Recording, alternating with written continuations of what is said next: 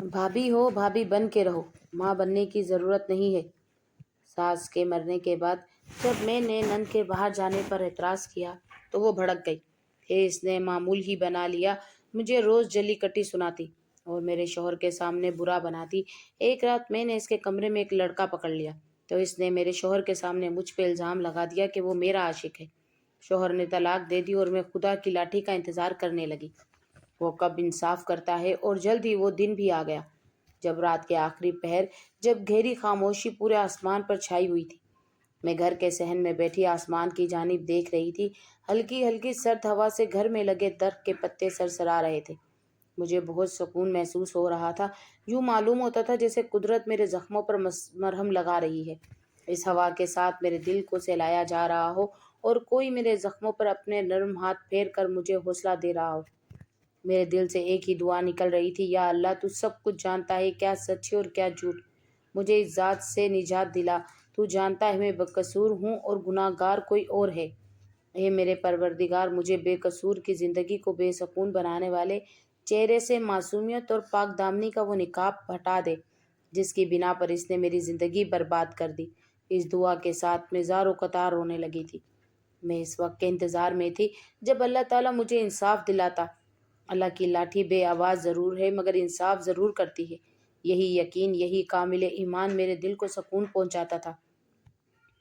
میں جب بھی دعا مانگتی تو میرے آنسو ٹپ ٹپ کر کے زمین پر گرنے لگتے، جیسے کہ میں اپنے رب سے دعا کرتی تو میرا یقین اور ایمان اور زیادہ مضبوط ہو جاتا۔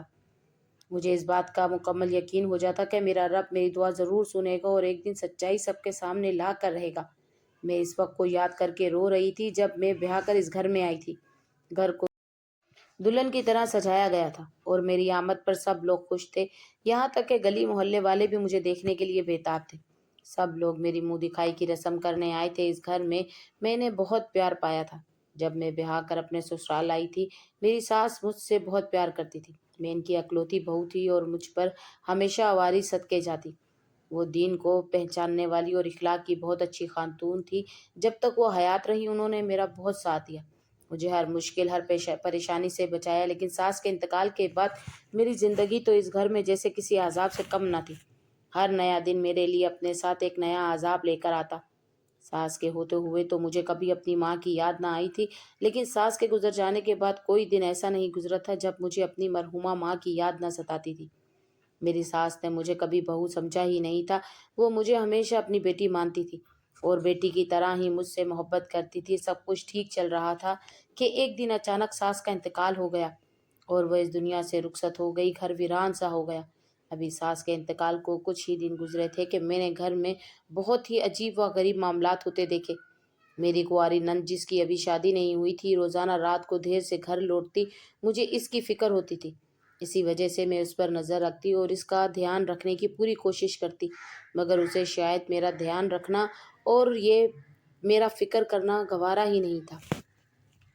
میرے شوہر کو مہینے میں کچھ دن کے لیے آؤٹ آف سٹی جانا پڑتا تھا۔ گھر کے سلسلے میں اکثر ہی وہ ایک شہر سے دوسرے شہر سفر کیا کرتے تھے۔ میری نند شاید اس بات کا فائدہ اٹھا رہی تھی۔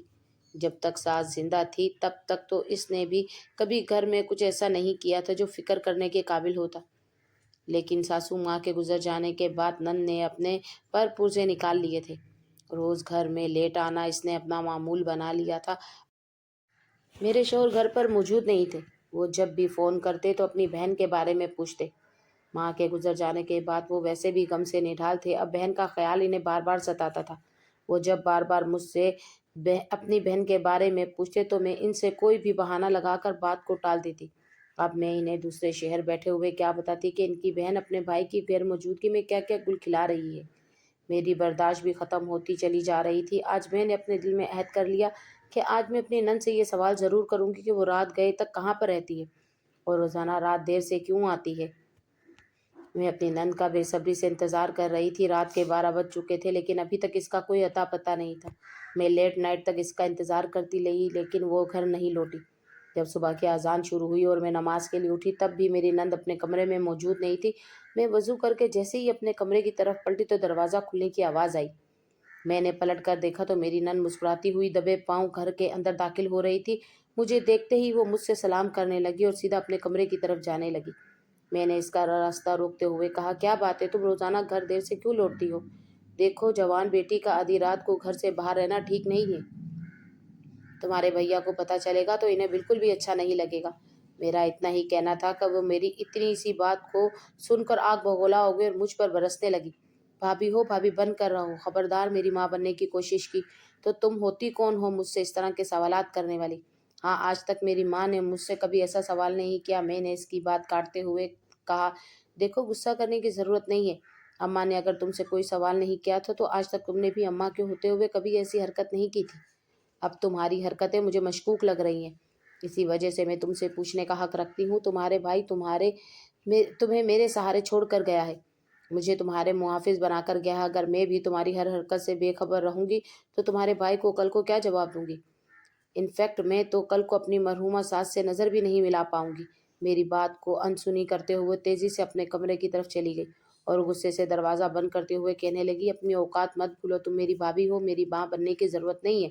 اگر تم نے دوبارہ کبھی میرے اوپر یوں نظر رکھی یا میرے آنے جانے کا حساب رکھا تو یاد رکھنا میں بھول جاؤں گی کہ میرا تم سے کیا رشتہ ہے۔ 1 منٹ نہیں لگے گا تمہیں اس گھر سے دھکا دے کر باہر نکالنے میں۔ میری نند بہت بدل چکی تھی، وہ نند جس کے منہ میں زبان تک نہیں ہوتی تھی، آج مجھ سے اتنی زیادہ زبان درازی کر کے اپنے کمرے میں جا چکی تھی۔ حالانکہ وہ غلطی پر تھی، بجائے اپنی غلطی ماننے کے وہ مجھ پر ہی بھڑک اٹھی تھی۔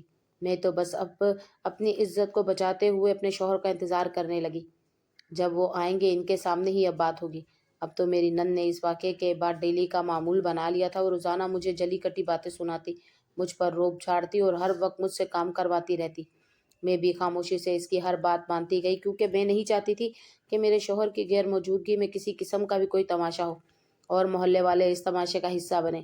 میری نند نے میری خاموشی کو شاید میری کمزوری سمجھ لیا تھا، اس لیے وہ مجھ پر روب جھاڑتی تھی۔ میں صرف وقت گزاری کر رہی تھی۔ کچھ دن گزرے، میں نماز کے لیے اٹھی، جائے نماز ہاتھ میں لیے میں صحن سے گزر رہی تھی کہ مجھے اپنی نند کے کمرے میں سے کسی مردانہ آواز میں گفتگو سنائی دی۔ میرا دل زور زور سے دھڑکنے لگا۔ اب یہ کیا نیا تماشا ہے؟ اس کی ہمت تو دیکھو، کسی کو اپنے کمرے میں لے آئی۔ میں دل ہی دل میں اسے کوس رہی تھی، پھر سوچا شاید میرا وہم ہو، لیکن اپنا وہم دور کرنے کے لیے میں اپنی نند کے کمرے کے پاس جا کر آواز سننا چاہا۔ جیسے ہی میں اپنی نند کے کمرے کے دروازے کے قریب گئی تو مجھے اندر سے ایک جوان لڑکے کی آواز سنائی دی، جو میری نند کے ساتھ مل کر کہکے لگانے میں مصروف تھا۔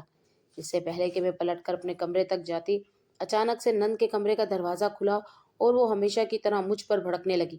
میں نے بھی ڈرے بغیر اسے ایک دھمکی دی کہ صبح تمہارے بھائی نے آ جانا ہے، پھر دیکھو میں تمہارا کیا حشر کرواتی ہوں۔ دیکھنا میں تمہارے بھائی کو تمہاری ہر کرتوت کے بارے میں بتاؤں گی۔ اب میں خاموش نہیں رہوں گی۔ اتنا کہتے ہوئے میں ابھی پلٹی ہی تھی کہ وہ لڑکا گھر سے بھاگ گیا۔ میں بے صبری سے اپنے شوہر کے آنے کا انتظار کر رہی تھی۔ جیسے ہی صبح ہوئی، میرے شوہر گھر پر آئے۔ اس سے پہلے کہ میں انہیں کچھ بتاتی، میری نند انہیں میرے بارے میں بہت کچھ بول چکی تھی۔ مجھے دیکھتے ہی میرے شوہر غصے سے آگ بگولا ہونے لگے۔ یہ کیا حرکت کی تم نے؟ میری غیر موجودگی میں تم نے کس غیر مرد کو اپنے کمرے میں گھسا رکھا تھا؟ اپنے شوہر کی بات سن کر میں اپنے ارد گرد حیرانگی کا اظہار کرتے ہوئے دیکھنے لگی۔ تب وہ میرے قریب آئے اور ایک زوردار تھپڑ میرے منہ پر رسید کرتے ہوئے بولے، ادھر ادھر کیا دیکھ رہی ہو؟ میں تم سے پوچھ رہا ہوں، کون تھا وہ لڑکا؟ میں نے لا علمی کا اظہار کرتے ہوئے کہا، کون سا لڑکا؟ اور مجھ سے کیوں پوچھ رہے ہیں؟ اپنی بہن سے پوچھے کہ وہ لڑکا کون تھا۔ میرا اتنا ہی کہنا تھا کہ میری نند اپنے بھائی کے قریب آئی اور زار و قطار رونے لگی۔ بھائی، میں نے آپ کو پہلے بھی بتایا ہے، بھابھی نے اپنے کمرے میں کسی لڑکے کو بلا رکھا تھا۔ جب میں نے ان سے جاننا چاہا کہ یہ لڑکا کون ہے، کیوں میرے بھائی کی جگہ اسے دے رہی ہو، تو بھابھی نے نہ صرف میرے منہ پر تھپڑ مارا بلکہ مجھ سے یہ بھی کہا کہ میں تمہارے بھائی سے کہہ دوں گی کہ وہ میرا نہیں تمہارا عاشق تھا۔ لیکن بھائی، میں قرآن کو حاضر ناظر جان کر کہتی ہوں، وہ لڑکا میرا نہیں بلکہ بھابھی کا عاشق تھا۔ میری نند بہت بڑا جھوٹ بول چکی تھی۔ وہ سچ اور جھوٹ کی لڑائی میں قرآن پاک کو لے آئی تھی۔ اس کی بات سن کر میرے تو منہ میں جیسے زبان ہی کٹ گئی تھی۔ میری خاموشی کو میرے شوہر نے میری غلطی سمجھا اور موقع پر ہی بنا کچھ سوچے سمجھے، بنا کچھ پوچھے مجھے طلاق دے دی۔ جاتے جاتے میں نے اپنے رب سے دعا کی۔ میں نہیں جانتی تھی کہ چند دنوں میں ہی میری دعا یوں رنگ لائے گی کہ زندگی کا مقصد ہی بدل جائے گا۔ میرا نام مومنہ ہے، میں اچھی فیملی سے تعلق رکھتی ہوں۔ میرے ابا ایک بزنس مین تھے اور اماں ایک گھریلو خاتون تھی۔ میرے علاوہ میرے 3 بھائی تھے۔ میں اکلوتی بہن تھی، اسی وجہ سے سب کی لاڈلی بھی تھی۔ مجھے بچپن سے ہی پڑھنے لکھنے کا بہت شوق تھا۔ میرے ابا مجھ سے بہت محبت کرتے تھے کیونکہ میں اکلوتی تھی۔ میں ابا کی تو سب سے زیادہ لاڈلی تھی۔ گھر میں ماں باپ پر اور بھائیوں پر صرف میرا ہی روب چلتا تھا۔ پڑھنے لکھنے میں بہت اچھی تھی، اس لیے ابا نے مجھے تعلیم دلوانے میں کوئی کسر نہ چھوڑی تھی۔ میں نے میٹرک کا امتحان پاس کیا تو میرے ابا اور اماں دونوں کا ایک روڈ ایکسیڈنٹ میں انتقال ہو گیا۔ میں اپنے ماں باپ کے ساتھ بہت زیادہ اٹیچ تھی۔ یہی وجہ تھی کہ ان کے اچانک یوں چلے جانے کے بعد میں بہت گمسم رہتی تھی۔ وہ گھر جو میری آواز سے چہک اٹھتا تھا اب بالکل سنسان ہو گیا تھا، کیونکہ میں نے اماں اور ابا کے انتقال کا صدمہ اپنے دل و دماغ پر بری طرح سے لے لیا تھا۔ میرے بھائی مجھ سے بہت محبت کرتے تھے۔ تینوں بھائی مجھ پر جان نشاور کرتے تھے۔ وہ بہت کوشش کرتے کہ میں دوبارہ سے اپنی زندگی کو جینے لگوں، لیکن میں تو جیسے اماں اور ابا کے جانے کے بعد مرجھا سی گئی تھی۔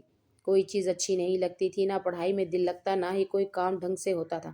میرے بھائیوں نے ہر طرح سے میرا خیال رکھا، کبھی مجھے ابا کی کمی محسوس نہیں ہونے دی تھی۔ میری تنہائی کو دور کرنے کے لیے سب سے بڑے بھائی نے رشتہ داروں کے کہنے پر شادی بھی کر لی۔ بھابھی گھر میں آ گئی۔ بھائی تو مجھ سے بہت محبت کرتے تھے، لیکن بھابھی بھائیوں سے بھی زیادہ مجھ سے جان نچھاور کرتی تھی، میرا بہت خیال رکھتی تھی۔ بھائی جب بھابھی کو اس گھر میں لے کر آئے تھے تبھی ایک بات صاف طریقے سے سمجھاتی تھی: مومنہ ہماری جان ہے، اگر اس کی آنکھ میں کسی بھی وجہ سے آنسو آتا ہے تو ہم تینوں بھائی بھی رونے لگتے ہیں، ہماری بھی آنکھیں بھیگ جاتی ہے، اسے اپنی نن نہیں بلکہ اپنی بیٹی سمجھنا۔ اور بھابھی نے بھائی کے اس بات کو بہت دل سے قبول کیا تھا۔ انہوں نے اپنا اچھا کردار ادا کرنے میں کبھی کوئی کمی نہیں چھوڑی تھی۔ بھابھی مجھ سے بے انتہا محبت کرتی تھی۔ وہ پوری کوشش کرتی کہ میں اپنے دل و دماغ سے اپنے ماں باپ کے صدمے کو نکال دوں اور ایک نارمل زندگی جینے لگوں، لیکن پتہ نہیں کیوں اتنا پیار پانے کے باوجود بھی مجھے اپنے ماں باپ کی یاد نہیں بھولتی تھی۔ میں ہر وقت انہیں یاد کرتی رہتی اور انہیں کے بارے میں سوچتی رہتی۔ تبھی بھابھی نے مجھ سے 5 وقت کی نماز پڑھنے کا وعدہ لیتے ہوئے کہا کہ تم وعدہ کرو 5 وقت کی نماز پڑھو گی اور اماں ابا کو روزانہ قرآن پاک کی تلاوت کر کے بخشا کرو گی، دیکھنا تمہارا دل سکون میں آ جائے گا اور تمہاری سوچیں ختم ہو جائے گی۔ میں نے بھابھی کی بات مانتے ہوئے ایسے ہی کیا۔ میرا دل کہیں نہیں لگتا تھا، لیکن نماز میں میرا دل بہت اچھے سے لگ گیا تھا۔ میں 5 وقت کی نماز پڑھنے لگی تھی اور تہجد گزار بن گئی تھی۔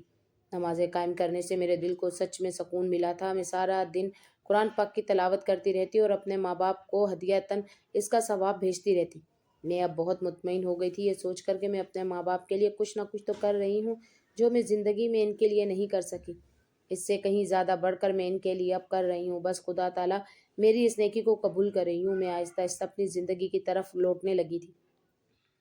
گھر میں گھلنے ملنے لگی تھی، بھابھی کے ساتھ ہنسی مذاق کرنے لگی تھی۔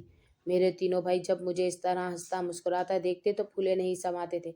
میری بلائیں لیتے، مجھ پر جان نچھاور کرتے، میرا منہ ماتھا چومتے اور مجھے گھر میں سب سے زیادہ اہم ہونے کا احساس دلاتے۔ وقت یوں ہی گزرتا گیا۔ میں نے اپنی چھوڑی ہوئی اسٹڈی کو دوبارہ سے شروع کرنے کا فیصلہ کیا۔ تبھی میں نے FA میں جب داخلہ لیا تو اول پوزیشن حاصل کر کے اپنے بھائیوں کا سر فخر سے اونچا کر دیا۔ میری پڑھائی میں میرے بھابھی کا بہت اعلیٰ کردار تھا۔ میری بھابھی گھر کا کوئی کام مجھ سے نہیں کرواتی تھی، مجھے گھر میں کسی کام کو ہاتھ نہیں لگانے دیتی تھی۔ انہوں نے سارا گھر خود سنبھال رکھا تھا۔ میرے لیے صرف وہ ضروری سمجھتی تھی تو صرف اور صرف پڑھائی، ان سے باتیں کرنا، اس کے علاوہ وہ مجھ سے کسی قسم کا کوئی امید نہیں لگاتی تھی۔ یہاں تک کہ میرے بھابھی کھانا تک بھی مجھے اپنے کمرے میں ہی پیش کرتی۔ میرے کپڑے دھونے پریس کرنے کا سب کام بھابھی نے اپنے ذمہ لے رکھا تھا۔ میرے لاکھ سمجھانے منانے پر بھی بھابھی میری ذمہ داری سے اپنا ہاتھ نہیں اٹھاتی تھی۔ انہوں نے سچ میں مجھے نن سمجھ کے نہیں بیٹی سمجھ کے رکھا تھا۔ میں بہت خوش نصیب تھی، ہر وقت اللہ تعالیٰ کا شکر ادا کرتی کہ مجھے اس طرح کے پیار محبت کرنے والے بھائی دیے اور رہی صحیح کسر بھابھی نے آ کر پوری کر دی۔ میرے گھر میں ہر طرف خوشیاں ہی خوشیاں تھیں۔ پھر ایک دن اچانک محلے کی ایک خالہ جو کہ اماں کی بہت اچھی سہیلی بھی تھی ہمارے گھر آئیں۔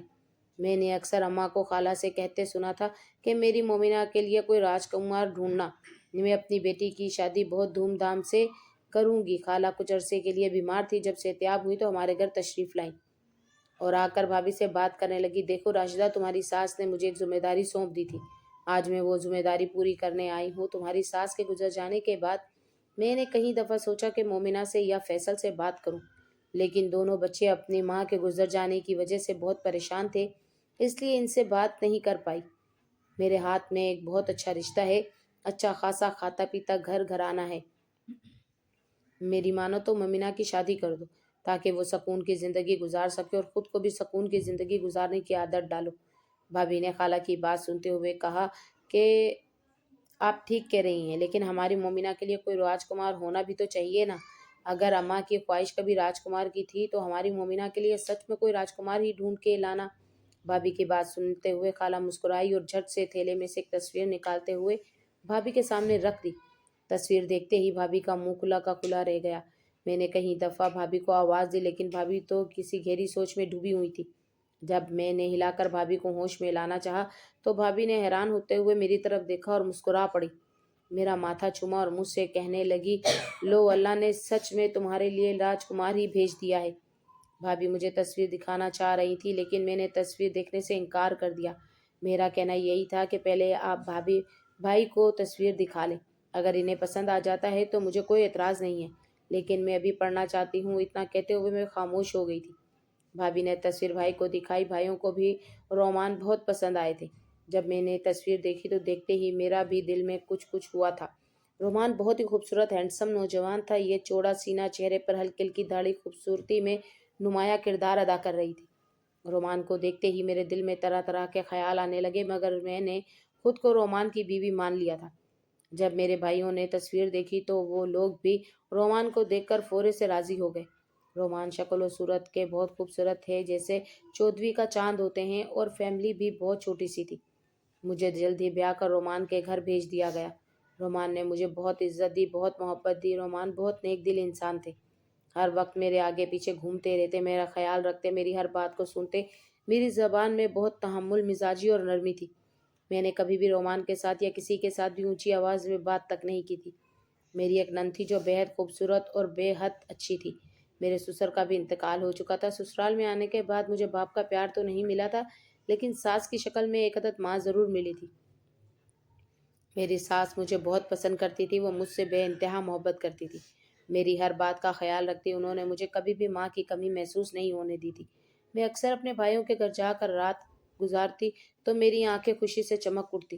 اکثر بھابھی کہتی کہ تم جب اپنی ساس کا ذکر کرتی ہو تو تمہارے لہجے میں مٹھاس اور آنکھوں میں عجیب سی چمک آ جاتی ہے۔ کیا واقعی میں ہی تمہاری ساس تم سے ماں والا پیار کرتی ہے؟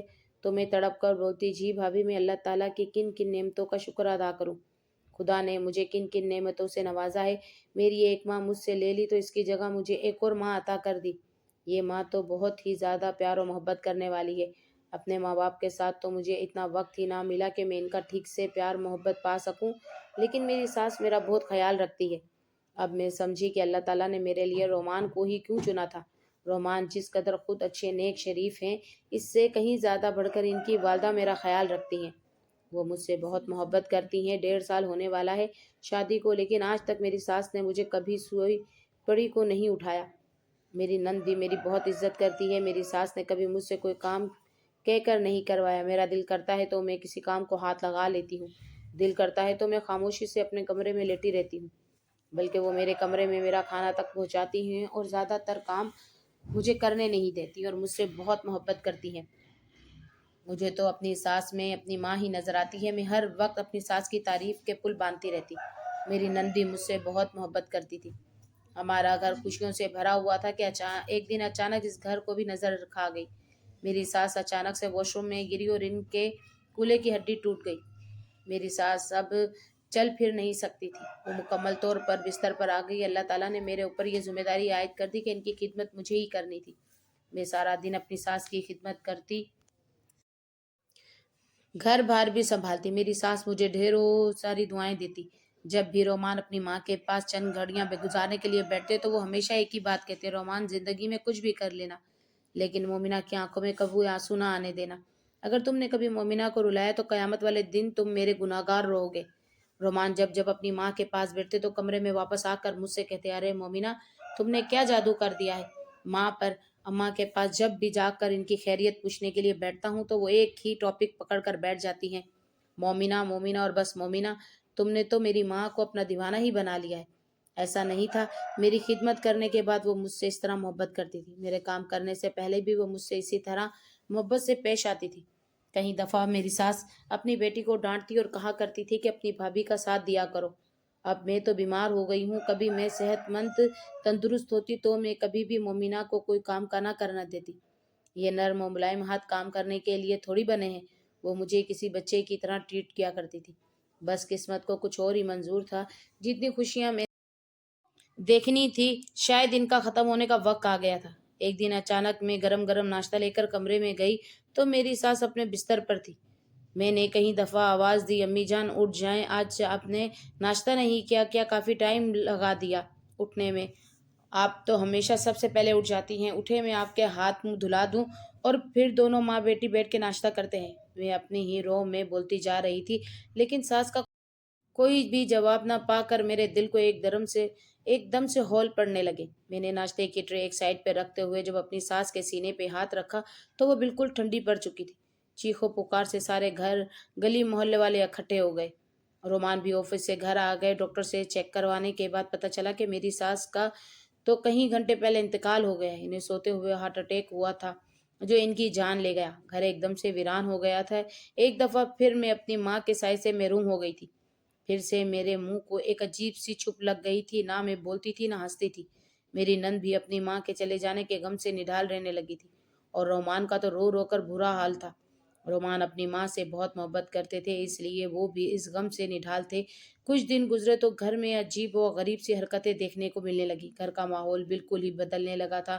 رومان اکثر کام کے سلسلے میں شہر سے باہر رہا کرتے تھے۔ ماں کے چلے جانے کے بعد رومان کو ہمیشہ ہی ہنزا کی فکر رہنے لگتی تھی۔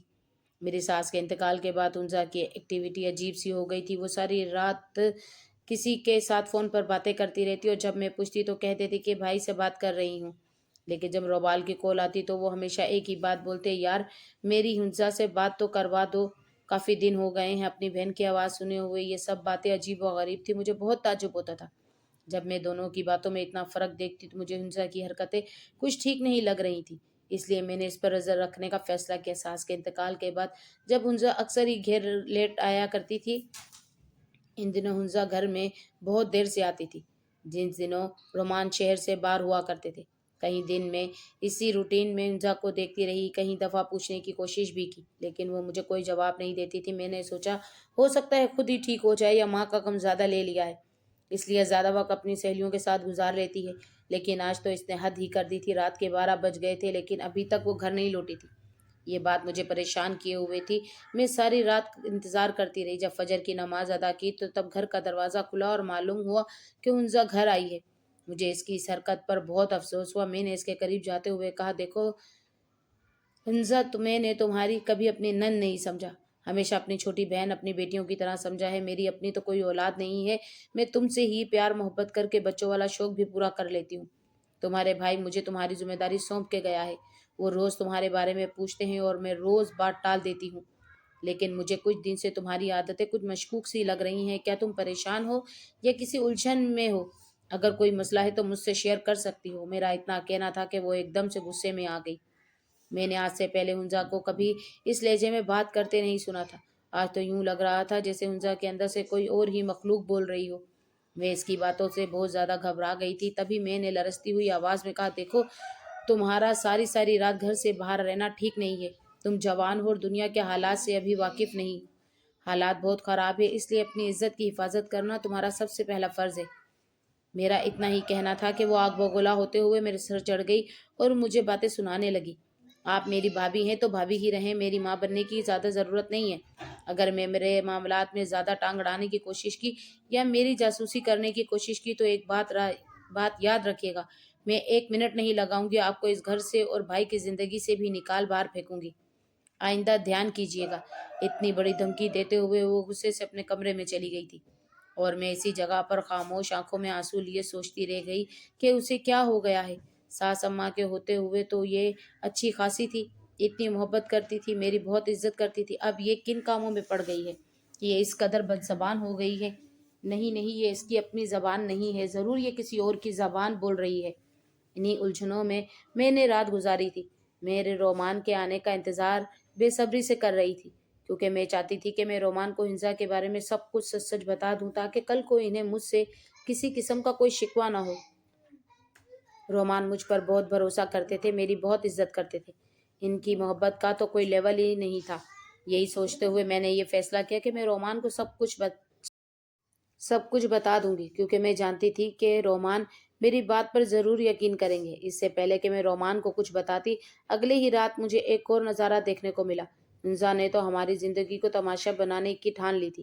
میں نماز کے لیے اٹھی تو مجھے ہنزا کے کمرے میں سے کسی لڑکے کے بولنے کی آواز سنائی دی۔ مجھے بہت خوف آیا۔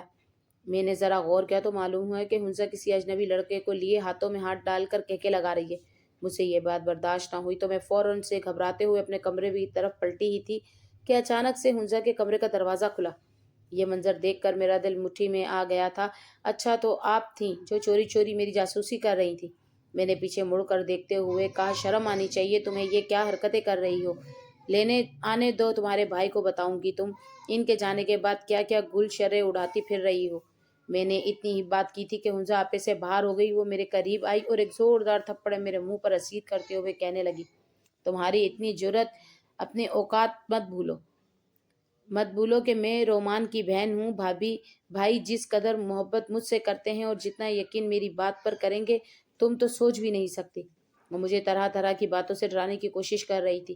پہلے بھی کئی دفعہ اس نے رومان کو میرے بارے میں اکسایا تھا۔ وہ اندر ہی اندر رومان کو بدظن کر رہی تھی۔ اگلی صبح جب رومان گھر پر آئے تو وہ بہت غصے میں تھے۔ میں نہیں جانتی تھی کہ وہ مجھ سے پہلے ہنزا کی ساری کہانی سن چکے تھے۔ آتے ہی رومان نے ایک زوردار تھپڑ میرے منہ پر مارتے ہوئے کہا، کم وقت کتنی محبت کی تھی تم سے، کتنا بھروسہ کیا تھا اور تم نے یہ سلا دیا۔ سب باتوں کو بھول گئی ہماری محبت، تمہارا ذرا بھی شرم نہیں آئی ایسی حرکتیں کرتے ہوئے؟ آخر کہاں کمی رہ گئی تھی میری محبت میں؟ تمہیں تو میں اپنی بہن کی حفاظت کے لیے چھوڑ کر جاتا رہا ہوں اور تم خود ہی پیچھے سے گلچھرے اڑا رہی ہو۔ میں نے اپنی صفائی میں بولنے کی بارہا کوشش کی لیکن ہنزا نے مجھے بولنے نہیں دیا۔ جتنی دفعہ میں بولنے کی کوشش کرتی ہنزا اتنی دفعہ ہی میری بات کو کاٹ کر بات کو گھما پھرا دیتی۔ یوں وہ رو رو کے کہنے لگی، بھائی بھابھی نے اپنے عاشق کو گھر بلایا ہوا تھا۔ جب میں نے ان کی محبت کا احساس دلایا اور انہیں اس بات سے روکا تو بھابھی نے مجھے ہی الزام دے دیا کہ وہ ان کا نہیں بلکہ میرا عاشق ہے۔ رومان نے غصے میں آ کر مجھے طلاق دے دی۔ میری دنیا اجڑ گئی تھی، میرے اوپر جیسے غموں کا پہاڑ ٹوٹ پڑا تھا۔ میں اپنے شوہر کے بغیر کبھی رہنے کا تصور بھی نہیں کر سکتی تھی۔ لیکن ہنزا نے اپنی دی ہوئی زبان کو پورا کیا تھا۔ اس نے مجھ سے کہا تھا کہ 2 منٹ میں تمہیں اپنے گھر سے اور بھائی کے دل سے نکال کر باہر پھینکوں گی۔ آج وہ اس مہم میں کامیاب ہو گئی تھی۔ اس نے کچھ ہی پلوں میں مجھے میرے شوہر کے دل سے اور اس کی نظروں سے گرا دیا تھا۔ میں زار و قطار روتی ہوئی رحم کی بھیک مانگتی تھی لیکن رومان نے میری ایک نہ سنی اور دھکے دے کر مجھے گھر سے نکال دیا۔ میں واپسی اپنے بھائیوں کے پاس آ گئی۔ یہاں آنے کے بعد مجھے میری بھابھی اور بھائیوں نے بہت حوصلہ دیا لیکن میں بالکل ٹوٹ چکی تھی۔ کچھ دن گزرے تو میری حالت کافی خراب ہوئی۔ بھائی مجھے ہاسپٹل لے گئے۔ ہاسپٹل جانے کے بعد مجھے امید کی ایک اور کرن دکھائی دی۔ ڈاکٹر کے مطابق میں امید سے تھی۔ اتنی زیادہ پریشانیوں میں اللہ نے مجھے پھر سے ایک بہت بڑی خوشخبری سنا دی تھی۔ میری خوشی کی کوئی انتہا نہ تھی۔ میں ہاسپٹل سے سیدھا اپنے سسرال گئی جہاں میری نند اور رومان بیٹھے کسی بات کا سوگ منا رہے تھے۔ جیسے ہی میں نے دروازے کے اندر قدم رکھا تو رومان نے مجھے بہت برا بھلا کہا۔ میں نے رومان سے کہا کہ آپ باپ بننے والے ہیں، خدا کے لیے اس بچے کی خاطر اپنے فیصلے کو بدل لیں۔ اس بچے کی وجہ سے میں اب بھی آپ کی بیوی ہوں۔ لیکن رومان نے نہ صرف مجھے برا بھلا کہا اور ذلیل کیا بلکہ اپنے ہونے والی اولاد کو بھی کسی کا گناہ کہتے ہوئے مجھے گھر سے نکال دیا۔ میں اپنے اوپر تو ہر بات برداشت کر گئی تھی لیکن اپنی اولاد کے لیے رومان کے منہ سے نکلے یہ الفاظ میرے سینے تیر کی طرح چبھ گئے تھے۔ جو ابھی اس دنیا میں آیا ہی نہیں تھا، اس کے بارے میں اس قدر گندی سوچ رکھنا یہ مجھ سے برداشت نہیں ہوا تھا۔ میں نے گھر سے نکلتے ہوئے ایک ہی بات بولی، خدا دیکھ رہا ہے رومان، جب آپ کو سچائی پتہ چلے گی آپ پچھتائیں گے، لیکن اس وقت بہت دیر ہو چکی ہوگی۔ اللہ کی لاٹھی بہت بے آواز ہے، وہ کبھی نہ کبھی انصاف ضرور کرے گا۔ اتنا کہتے ہوئے میں گھر سے نکل گئی تھی۔ ایسی حالت میں میرے بھائی اور بھابھی نے میرا بہت خیال رکھا لیکن میں ہر وقت اپنے گھر کو یاد کر کے روتی رہتی۔ اپنی ساس کے بارے میں سوچتی تو پھوٹ پھوٹ کر رو پڑتی، کاش میری ساس آج زندہ ہوتی۔ کس کی جرت تھی جو مجھے اس گھر سے باہر نکالتا۔ رات کا آخری پہر تھا، چاروں طرف سناٹا چھایا ہوا تھا۔ ہلکی ہلکی سرد ہوا کے جھونکے میرے گالوں کو آ کر چھو رہے تھے۔ میں جائے نماز پر بیٹھی اپنے پروردگار سے زار و قطار رو کر دعا مانگ رہی تھی، اے پروردگار تیری لاٹھی بے آواز ہے، نبی پاک کے لیے میرے انصاف کر، مجھے اس الزام سے نجات دلوا جو مجھ پہ لگایا گیا ہے۔ گناہ گار آزاد گھوم رہا ہے اور بے گناہ کو لوگوں نے سزا سنا دی ہے۔ میرے اوپر لگے اس دھبے کو تو خود صاف کر میرے مالک، مجھے میری دنیا میں اور محلے کے سامنے وہی مقام دوبارہ عطا کر جو کبھی میرا ہوا کرتا تھا۔ میں زار و قطار رو رہی تھی، میرے آنسو زمین پر لگاتار گر رہے تھے۔ یوں معلوم ہوتا تھا جیسے آج میری دعا قبول ہو گئی ہو۔ میرے دل کو اچانک سے ایک سرد ہوا کے جھونکے نے چھو لیا تھا، ایک لہر سی میرے پورے وجود میں دوڑی تھی۔ یوں معلوم ہوا تھا جیسے آج اللہ نے نزدیک ہو کر میری دعا قبول کر لی ہو۔ رات جیسے تیسے کر کے گزر گئی۔ صبح ہوتے ہی پورے محلے میں شور برپا ہو گیا۔ ادھر ادھر سے معلوم کرنے پہ پتہ چلا کہ وہی لڑکا جس کا الزام لگا کر اور جسے میرے عاشق بتایا گیا تھا، حنزہ کے ساتھ پکڑا گیا ہے، جو حنزہ سے اس کی کچھ نازیبا تصویر دکھا کر اسے پیسوں کا مطالبہ کر رہا تھا۔ محلے والوں نے جب دیکھا تو شور مچا دیا۔ حنزہ کا لگایا جھوٹا الزام غلط ثابت ہو گیا۔